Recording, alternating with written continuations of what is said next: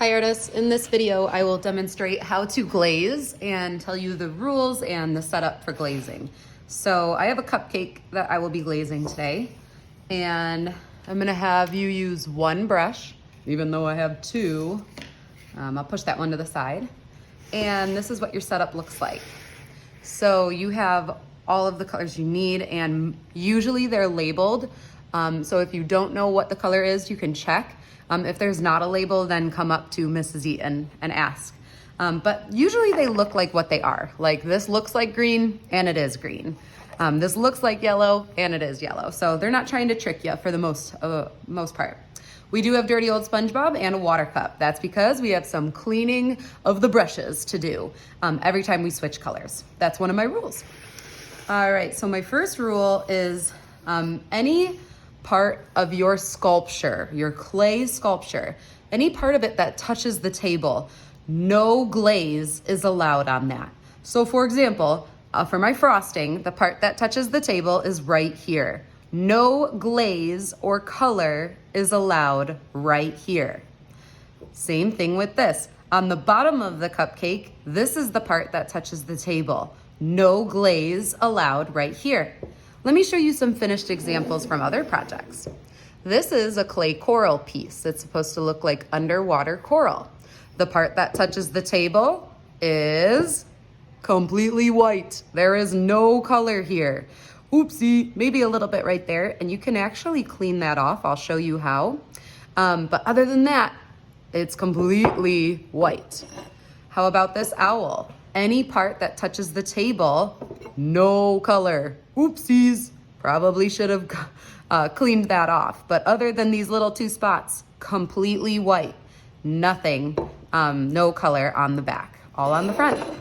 And let's do one last example. There's a little sculpture of a fish right here, and any part that touches the table, so I just show you really quick and then I flip it over. This is the part that touches the table, completely white. No glaze or color on that.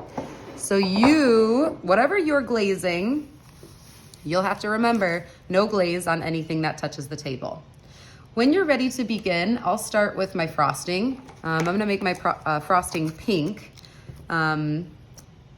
You can pick your piece up and you can start painting the glaze on. It is that easy. Now I told you, watch out, no glaze on the part that touches the table. So we wanna be extra careful down there. This glaze will dry very quickly. So the glaze is the color you're using, whatever color you pick. It's all called glaze instead of paint. This glaze will dry really quickly. You'll be able to tell that it's dry because it won't be shiny. For example, this is still shiny in the light up here because I just painted it. But if you look down here, it's already dry. This is not shiny in the light. It's what we call matte. That means no shine. There is a little bit of shine right there, and that will dry very quickly too. So one of your rules for glazing or adding color to your piece is you need to do 2 to 3 layers of color everywhere except where it touches the table. That's no glaze allowed there. So what I'm doing right now is my first layer. And let's just pretend that I went all the way around my frosting. I painted the whole thing. Let's just pretend. That's called one layer. What you need to do, Mrs. Eaton said, is 2 to 3 layers. So once you're done with the whole thing, you have to go back to where you started and do another layer. The more layers you do, the brighter, the bolder, the more vibrant your colors will be. I'll show you a quick example. Let's see one that will get us a good, so it's a small example, but do you see how this blue is a little bit darker right here? And then over here, you can kind of see this white. You can kind of see that white showing through right here. This is an example of where an artist did 2 layers or 3. This is an example of where an artist did one layer, and you can kind of see that white showing through. And we don't really want that. We want it to be just the color, baby. So that's why we do 2 layers. Okay, I don't want this video to last forever, so I'm gonna pretend I've done 2 or 3 layers, and I'm gonna pretend it's time to switch colors. So, oops, wait a second, I don't wanna take that out. I'll scooch this over to the side.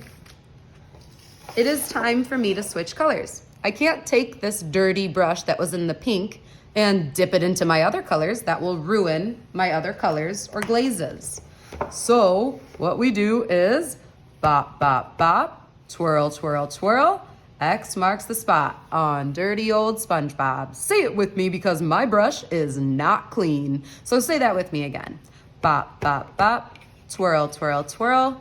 X marks the spot on dirty old SpongeBob. Check your brush. Does it look clean? If it doesn't, do it as many times as you need. And glaze likes the brushes to be dry. It sticks better when they're dry. So I would wipe that a few more times. Now my brush is clean and I'm ready to switch colors. Now, you may use different colors on top of another color if the first color is dry.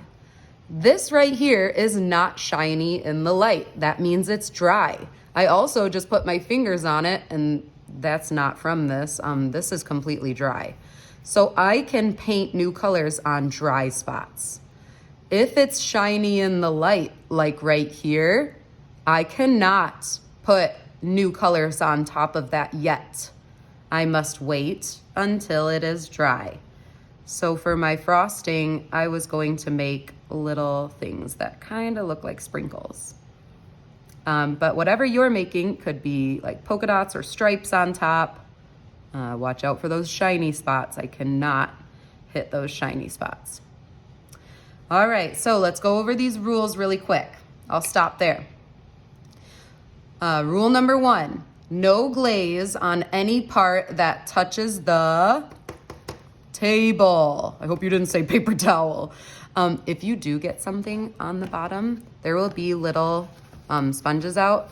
And I know this sponge has got some color in it, but that's okay.